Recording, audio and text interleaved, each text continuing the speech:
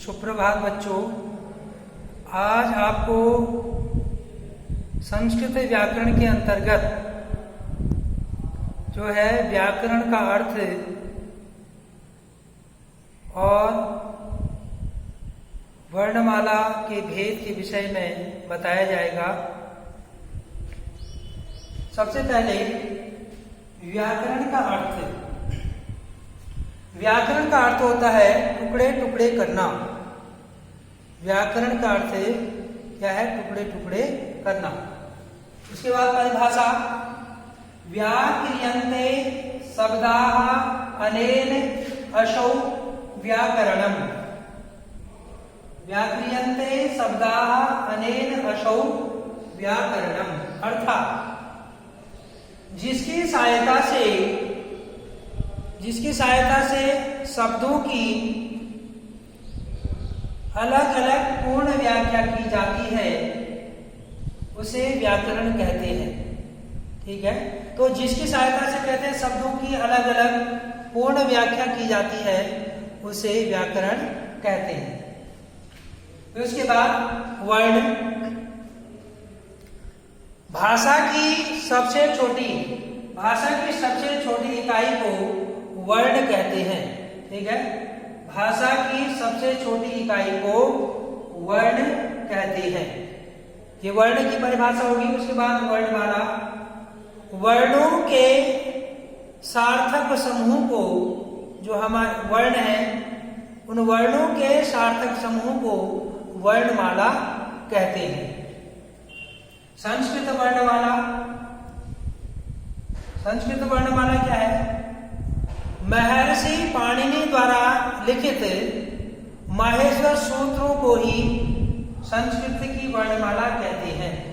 जो महर्षि पाणिनि ने माहेश्वर सूत्र लिखे हैं, ठीक है, और इन माहेश्वर सूत्रों को ही जो है संस्कृत की वर्णमाला कहते हैं। ये माहेश्वर सूत्र 14 हैं। ठीक है, इन 14 माहेश्वर सूत्रों से ही 42 प्रत्याहारों का निर्माण हुआ है।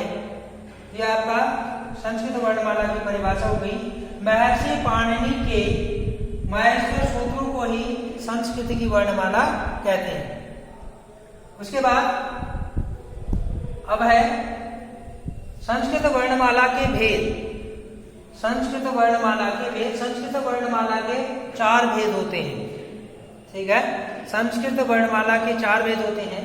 पहला है स्वर, दूसरा है व्यंजन, तीसरा है विसर्ग, चौथा है अनुस्वार। स्वर किसे कहते हैं? कहते हैं जिन वर्णों के उच्चारण में, ठीक है, जिन वर्णों का उच्चारण बिना किसी रुकावट के, जिन वर्णों का उच्चारण बिना किसी रुकावट के स्वतंत्र रूप से किया जाता है उन्हें स्वर कहते हैं। ठीक है, जिन वर्णों का उच्चारण बिना किसी रुकावट के स्वतंत्र रूप से किया जाता है उन्हें स्वर कहते हैं। संस्कृत में स्वर 13 होते हैं। ठीक है, संस्कृत में स्वर कितने होते हैं? 13। अ से री तक। और उच्चारण के आधार पर स्वर 3 प्रकार के होते हैं। जब हम उच्चारण के आधार पर स्वर कहेंगे तो उच्चारण के आधार पर स्वर जो है 3 प्रकार के होते हैं। नंबर 1 ह्रस्व स्वर, नंबर 2 दीर्घ स्वर, नंबर 3 प्लोत स्वर। अब ह्रस्व स्वर किसे कहते हैं? ठीक है, कहता है जिन वर्णों के उच्चारण में एक मात्रा का समय लगता है उसे ह्रस्व स्वर कहते हैं। और जिन वर्णों के उच्चारण, जैसे ह्रस्व स्वर में, उसके बाद फिर आता है दीर्घ स्वर। जिन वर्णों के उच्चारण में 2 मात्रा का समय लगता है उन्हें दीर्घ स्वर कहते हैं। और जिन वर्णों के उच्चारण में 2 या 2 से अधिक मात्रा का समय लगता है उसे प्लुत स्वर कहते हैं। ठीक है, जिन वर्णों के उच्चारण में 1 मात्रा का समय लगता है उसे ह्रस्व स्वर कहेंगे। और जिन वर्णों के उच्चारण में 2 मात्रा का समय लगेगा उसे दीर्घ कहेंगे। और जिन वर्णों में 2 या 2 से अधिक मात्रा का समय लगेगा उसे प्लुत स्वर कहेंगे। ठीक है, तो आप ये समझ में आ गया होगा।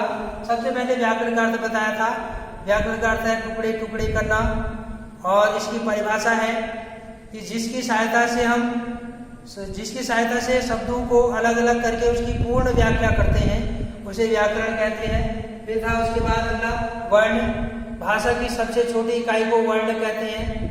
फिर वर्णमाला, वर्णों के सार्थक समूह को वर्णमाला कहते हैं। संस्कृत वर्णमाला महर्षि पाणिनि द्वारा, ठीक है, महर्षि पाणिनि के 22 सूत्र को ही संस्कृत की वर्णमाला कहा जाता है।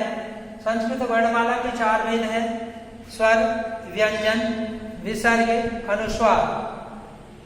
ये तो स्वर हो गया, ठीक है, जिन वर्णों का उच्चारण बिना किसी रुकावट के स्वतंत्र रूप से किया जाता है उन्हें स्वर कहते हैं। संस्कृत में स्वर 13 होते हैं, गणना के आधार पर स्वर जो है 13 होते हैं और उच्चारण के आधार पर स्वर जो है 3 प्रकार के होते हैं, ह्रस्व स्वर, दीर्घ स्वर और पुलोथ स्वर, ठीक है। इससे शेष आपको कल बताया जाएगा, आप लोग को घर में जो है अभ्यास करना है।